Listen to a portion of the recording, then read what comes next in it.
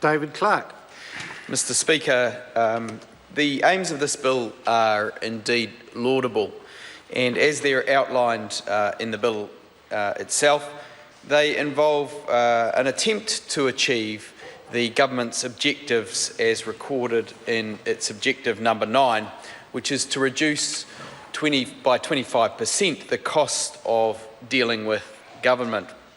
A lot of businesses do have a significant cost involved in dealing with government, particularly those businesses that have only 1 or 2 employees. Some spend up to 20% of their turnover on tax compliance.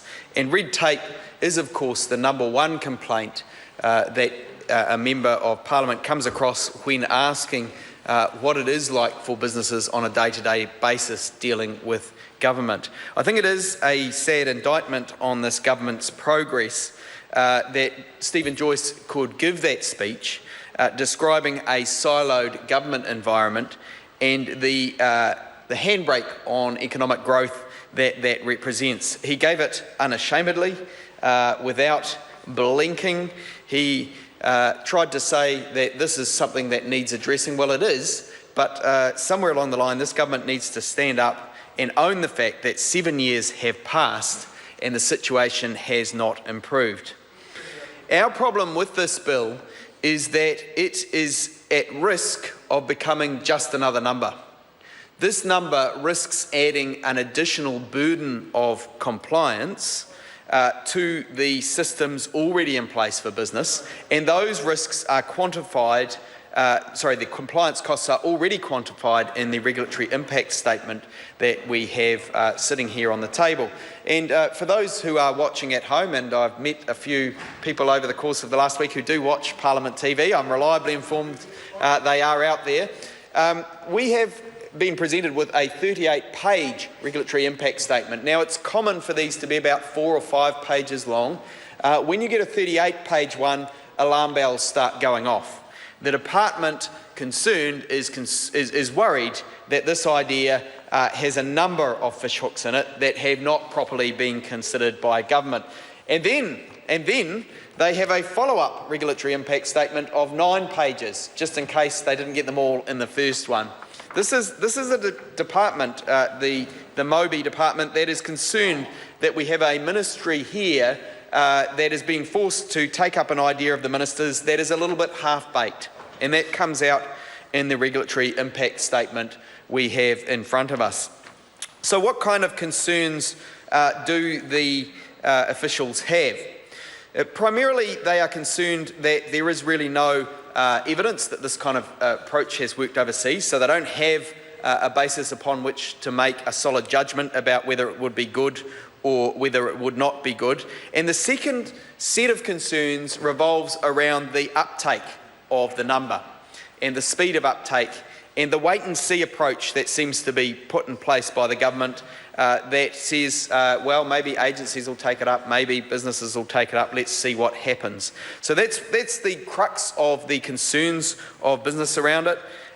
We have seen that this is a government slow to really act to reduce red tape for business, and in fact has increased red tape in many of the bills that they've put through the House. And a couple of examples spring to mind, one being the child support changes which required, tax changes which now require employers to collect overdue tax arrears through their payment to their employees, giving them information about their employees they may not otherwise have had, potentially opening them up to disputes with their employees, and so on. That kind of red tape has not been thought about when the government's rushed through the law. Likewise, the paperboy and girl tax that we saw earlier, the compliance system there, and taxation requirements that the government pushed through. These kinds of thoughtless changes that have gone through have a very real cost for the people who risk their shirt every day in small business throughout New Zealand. And the Labour Party is concerned that we do have an innovative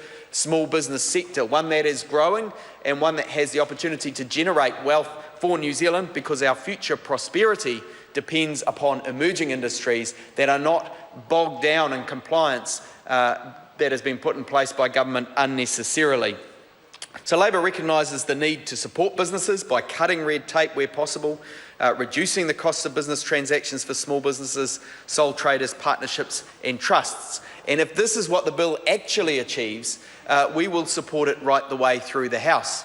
At this stage, however, we are only prepared to support it to Select Committee because there is so much unclarity around the bill and how it will be implemented, and so many fishhooks that we want to receive the submissions at Select Committee to see how business interprets the lie of the land, and whether businesses, when they have a good look at the law as it's proposed, think that it really will make a difference for businesses.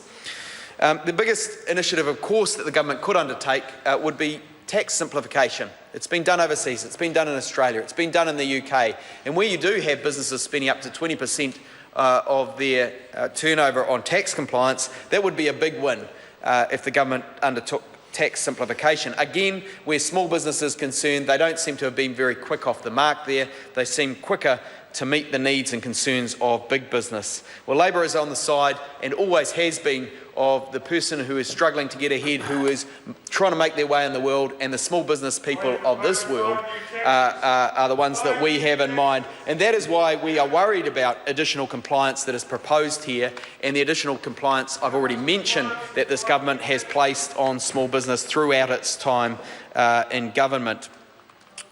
The concern about the siloed government approach that Stephen Joyce raised is raised in the paper by officials, the 38-page list of concerns that they have put in front of the House, as are the privacy concerns that the bill presents. Identity theft in the US has been a problem with similar systems, and we see that this is something that concerns also the officials that are advising on the bill.